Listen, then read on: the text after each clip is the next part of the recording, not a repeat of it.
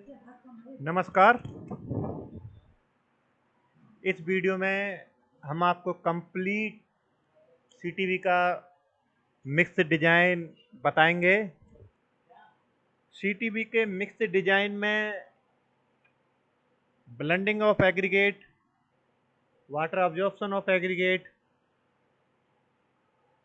MDD it means modified proctor test और उसका unconfined compression test. तो सबसे पहले हम आपको सीटीवी के विषय में कुछ बेसिक जानकारी दे दें। सीटीवी आपका सीमेंट ट्रीट बेस कोर्स होता है। सीटीवी के लिए जनरली जो उसकी प्रॉपर्टीज हैं, सीटीवी के लिए लिक्विड लिमिट आपका मैक्सिमम 45% है और इसका प्लास्टिसिटी इंडेक्स 6% से ज़्यादा ना हो। सीयू यूनिफॉर्म कोएफिशिएंट 5% से ज़्यादा होना चाहिए। वाटर ऑब्जॉर्प्शन एग्रीगेट का 2% से ज़्यादा ना हो और मैक्सिमम एग्रीगेट इम्पैक्ट वैल्यू 40% हो, उससे कम होनी चाहिए।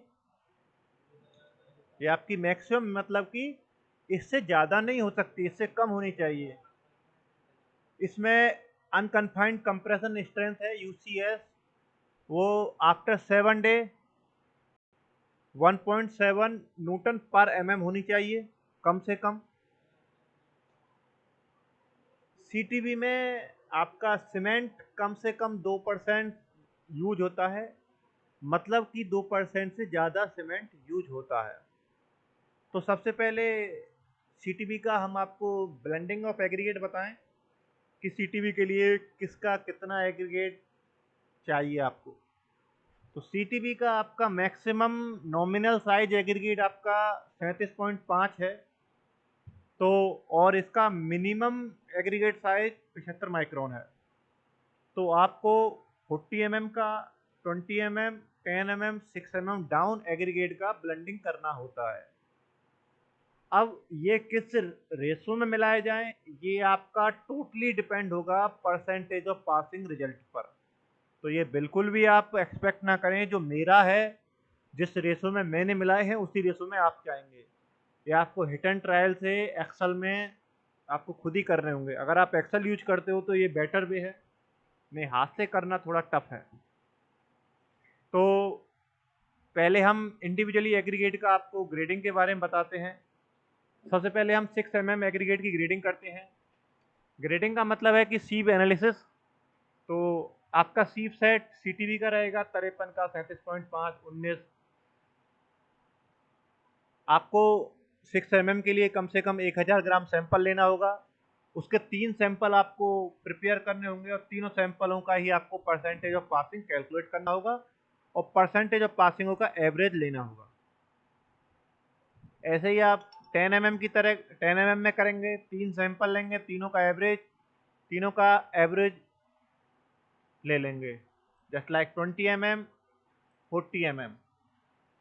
आफ्टर देन जो 3 सीवों का आपने एवरेज लिया है उसको आप इधर पेस्ट कर लेंगे। अब आपको देखना है कि किस रेस्पेक्ट में इनको मिलाया जाए ताकि ये आपका जो आपकी लिमिट है उसमें फुलफिल हो जाए। तो टेबल नंबर 404 टेबल में आपको सीटीवी का ग्रेडिंग का मिल जाएगा। ये हमने सीटीवी की मिड वैल्यू की है। तो आप बेटर है कि सीटीवी को जब जिसकी भी आप ब्लेंडिंग करते हो उसको मिड वैल्यू के आसपास रखें। तो उसमें मिड वैल्यू से क्या आपका मतलब अच्छी बात है कि आपका एग्रीगेट की ब्लेंडिंग अच्छी होगी। जब भी एग्रीगेट का आपको ट्रायल चेक करना होगा, इन केस आपका प्लांट रनिंग है तो आपका ट्रायल फेल नहीं होगा। तो हमने क्या किया है, हमने पहला केस हमने लिया है 40 mm का 20%, 13 mm का 20 mm का 13%, 10 mm का 20% और 6 mm डाउन का 42%। तो हमने यहाँ पर फॉर्मूला सेट किया है। फॉर्मूला क्या सेट किया है आप देखिए, B21 आपका B21 ये है, मल्टीप्लिकेशन G20 तो G20 आपका ये है, इन दोनों का मल्टीप्लाई किया है और 100 से डिवाइड कर दिया और इसी को हमने ड्रैग डाउन कर दिया इस तरीके से, सिंपल ड्रैग कर दिया तो आपका ए हो गया। अब आप इसको चेंज करोगे, अब सपोज कीजिए मैं इसको चेंज कर देता हूँ 30, तो आप देखिए ये मेरा सारा डाटा चेंज हो गया। यही एक्सेल की खूबसूरती है। ऐसे ही आप 30 में, 20 में, 42 में 42 करेंगे और इनको ऐड कर देंगे। ऐड करने के लिए क्या करेंगे आप, मैं इसको हटा देता हूं यहां से एक बार, बराबर equal to sum, double click और इनको ऐड कर दीजिए। सिंपली इसको भी ट्रैक कर दीजिए। अब आप चेक कीजिए कि आपका लिमिट में पास है या नहीं है। हमने यहाँ पर 4 ब्लेंडिंग की थी, ये हमारा मैक्सिमम था जो एवरेज, जो मिड वैल्यू के पास था। आगे हम चलते हैं इसमें सीटीवी के, इसके इसके बाद हम अपने एग्रीगेट को मिक्स करेंगे बैक कैलकुलेशन से। उस एग्रीगेट का मिक्स करने के बाद एग्रीगेट का सैंपलिंग करेंगे और देन उसका ट्रायल चेक करेंगे कि वो ट्रायल में ओके है या नहीं है। कम से कम 3 ट्रायल आपको चेक करने होते हैं और 3 ट्रायलों में देखिए ओके है या नहीं है। ओके नहीं है तो आप ब्लेंडिंग को चेंज कीजिए, आप देखिए कि आपने जो बैक कैलकुलेशन जो इंडिविजुअल एग्रीगेट निकाला है वो ओके है या नहीं है। तो नेक्स्ट टॉपिक है इसमें आपका CU, यूनिफॉर्मिटी कोफिशिएंट। तो CU आपको इसमें कैलकुलेट करना होगा। जो आपका परसेंटेज ऑफ पासिंग है, जो आपने पीछे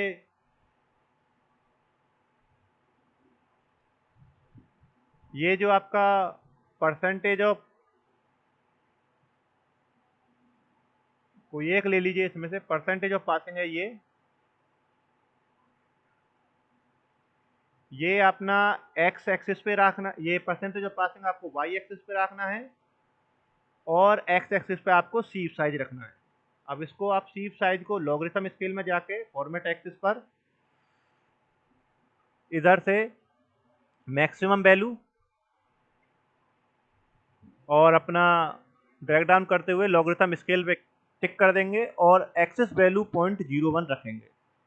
अगर अब मैं इसमें एक्सिस वैल्यू ना हटा दूं, इसे एक्सिस वैल्यू अगर 0 कर दूं तो देखिए आप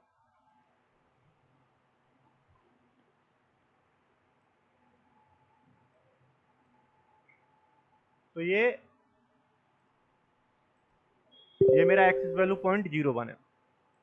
अब मेरा CU क्या होता है, D60/D10। D10 क्या है, D10 है मेरा 10% फाइनर और 90% रिटेन। और D60 क्या है, मेरा 60% फाइनर और 40% रिटेन। तो ये D10 और D60 की वैल्यू को मैं ट्रेंड फंक्शन की हेल्प से निकालता हूँ। इसका मेरा रेशो 5% से ज़्यादा होना चाहिए D60/D10 का। नेक्स्ट टॉपिक है इसमें प्लास्टिसिटी मॉडुलस। ये इसमें नया है। प्लास्टिसिटी मॉडुलस क्या होता है, plasticity index multiplication percentage passing 75 micron. जैसे कि आपने सैंपल लिया, 1 kg सैंपल लिया, उसमें से आपका कितना परसेंट 75 माइक्रोन की शीट से पास हुआ है उसका परसेंटेज और multiply plasticity index. Plasticity index आपका liquid limit minus plastic limit होता है। इसी तरीके से प्लास्टिसिटी प्रोडक्ट है। मेरा जब प्लास्टिक लिमिट 0 होता है तो मैं उसे नॉन प्लास्टिक बोलता हूँ और प्लास्टिसिटी इंडेक्स मेरा 0 हो जाता है। इन दोनों की लिमिट 60% से ज़्यादा नहीं होनी चाहिए। एग्रीगेट का वाटर ऑब्जॉर्प्शन निकालता हूँ। वाटर ऑब्जॉर्प्शन मेरा किसी भी एग्रीगेट का 2% से ज़्यादा नहीं होना चाहिए।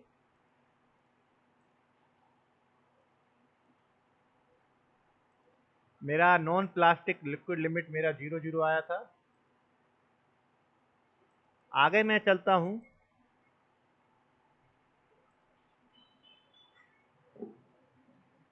Modify proctor compaction. Modify proctor compaction के लिए मैं सैम्पलिंग जो करूँगा वो जीएसवी की तरह करूँगा। जैसे कि जीएसवी में मैं सैम्पलिंग करता हूँ कि 37.5 पर जो मेरा बैटरी रिटर्न होता है उसको मैं फेंक देता हूँ, 19 mm सीप से जो पासिंग मेटेरियल होता है उसे ले लेता हूँ और 19 mm की सीप पर मेटेरियल रिटर्न उसको मैं रिप्लेस कर देता हूँ। रिप्लेस किससे करूँगा? जो 19 से पास हो और 4.75 पर रिटर्न हो। उसमें एक सैंपल के लिए कम से कम मैं 55 से 6000 ग्राम सैंपल लूँगा, 5500 से 6000 ग्राम। उसमें आपको 3% वाटर ऐड करना होगा, सॉरी 3% आपको सीमेंट ऐड करना होगा। ये अभी मेरा ट्रायल है। मैं 3% सीमेंट पर एमडीडी, 3.5 पर, 4 पर, 4.5 पर, 5% पर एमडीडी निकालूंगा कि मेरा 3% पर मैंने पहला ट्रायल किया है। सिंपल सीमेंट को मिक्स करूंगा, यूनिफॉर्मली मिक्स करूंगा, उसमें 2% वाटर से ऐड करूंगा और 2% वाटर ऐड करने के बाद उसका पेस्ट बनाऊंगा, मतलब उसको मिक्स करूंगा और उसको हैवी कॉम्पैक्शन करूंगा। और मॉडिफाई प्रॉक्टर मोल्ड में इसमें हम 2250 सीसी का मोल्ड यूज करूंगा। 5 लेयरों में फिल करूंगा। ईच लेयर को 55 बार टेम्पिंग करूँ कॉम्पैक्शन करूंगा 4.89 केजी के रैमर से। और जैसे मैं सॉयल का ग्राफ ड्रा करता हूँ, सॉयल का मॉइस्चर कंटेंट ड्राई डेंसिटी के बीच ग्राफ ड्रा करूंगा और कर्व से मैं ओएमसी और एमडीडी की वैल्यू ले लूंगा। इसी तरीके से मैं 3.5% ऑफ सीमेंट पर 4%, 4.5 और 5% पर करूंगा। नेक्स्ट है इसमें मेरा यूसीएस, अनकन्फाइंड कंप्रेशन स्ट्रेंथ। आपको यूसीएस के विषय में थोड़ा बता दूं। इसमें क्या होता है कि मेरा कोड क्या कहता है, मोड्स क्या कहता है कि मुझे सिलेंड्रिकली मोल्ड फिल करना होता है। तो सिलेंड्रिकली मोल्ड को जब मैं वर्टिकली प्लेस करता हूं, वर्टिकली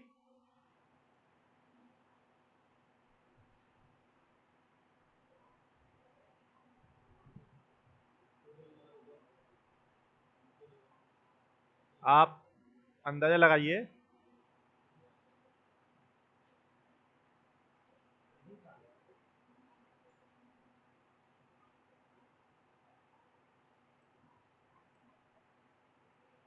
सपोज कीजिए ये मेरा यहाँ सीटीएम है, इधर का सीटीएम का ऊपर का रैम है। इसको मैं सिलेंडर को इस तरीके से रखता हूँ। तो सिलेंडर को जब मैं वर्टिकल रखता हूँ सीटीएम मशीन में, तो उसे मैं अनकन्फाइंड कंप्रेशन या यूनी एक्सेली कंप्रेशन टेस्ट बोलता हूँ। तो मैंने यहाँ पर ये टेस्ट क्यूब से किया है, तो क्यूब को मैं सिलेंड्रिकली स्ट्रेंथ में कन्वर्ट कर दूंगा। तो पहला मेरा है 3.5% पर। जो 3% पर जो मेरा ओएमसी था उतना मुझे वाटर ऐड करना है। सैंपल लूंगा मैं कंक्रीट के लिए। कंक्रीट का सिमिलर सैंपल होगा। इसमें जो मेरा एग्रीगेट है, एग्रीगेट का 3% मैं सैंड लूंगा, 3% मैं सीमेंट लूंगा और टोटल वेट का 5.2% वाटर ऐड करूंगा, उसको मिक्स करूंगा। मिक्स करने के बाद उसका क्यूब फिल करूंगा। 7 डे क्यूब फिल को नेक्स्ट डे ओपन करूंगा। 7 डे क्यूरिंग करूंगा। आफ्टर क्यूरिंग उसका वेट रिकॉर्ड करूंगा कि क्यूब का वेट कितना रिकॉर्ड है, क्यूब की डेंसिटी कैलकुलेट करूंगा और क्यूब को सिंपल उसका स्ट्रेंथ चेक करूंगा कितने लोड पर वो क्यूब क्रैक हो गया। उसके बाद क्यूब की compressive strength, load divide by surface area. अब मेरा यूसीएस क्या होगा? यूसीएस के लिए मुझे जो मेरा क्यूब स्ट्रेंथ है वो सिलेंड्रिकली स्ट्रेंथ से 25% ज़्यादा होती है। तो इसका मैं सिलेंड्रिकल स्ट्रेंथ का 0.75% ले लूँगा, उससे मेरा यूसीएस आ जाएगा। ऐसे ही मैं इसको 3.5%, 4%, 4.5, 5% पर करूँगा। अगेन इन सभी का मैं डाटा इंटरप्लेट करूँगा, percentage of cement, aggregate, MDD, OMC और यूनिफाइड कंप्रेशन स्ट्रेंथ। मैं इसमें से दो चीज़ों को अपने माइंड में रखूँगा कि मेरा मिनिमम सीमेंट कंटेंट 2% से ज़्यादा हो और मेरी minimum UCS unified compression strength after 7 day मेरी 1.75 से न्यूटन पर एमएम से ज़्यादा हो। तो मोस्टली प्रेफरली हम 3 से 4% के बीच में रखते हैं, तो हमने यहाँ पर 4% सीमेंट कंटेंट जिस पर मेरी एमडीडी 2.45 है, ओएमसी 5.8 है और मेरी यूसीएस 4.97 है, उसको मैंने सेलेक्ट कर लिया है। इसी पर मैं अपना ट्रायल किया है। अगेन मैं कोर कटिंग करूंगा ट्यूब का, लेइंग करने के बाद कोर कटिंग करूंगा। कोर कटिंग पर उसका डेंसिटी चेक करूंगा, उसका कंप्रेसिव स्ट्रेंथ चेक करूंगा। तो यहाँ पर मैंने कोर काटा है 200 बाई 100, 200 लेंथ का, 100 डाया का। तो कोर के लिए मेरा करेक्शन 1 रहेगा। इसके लिए जो मेरा कोड है IRC 89 2010 है और उसका अनकन्फाइंड कंप्रेशन देखूंगा, चेक करूंगा मेरा ओके है या नहीं। धन्यवाद।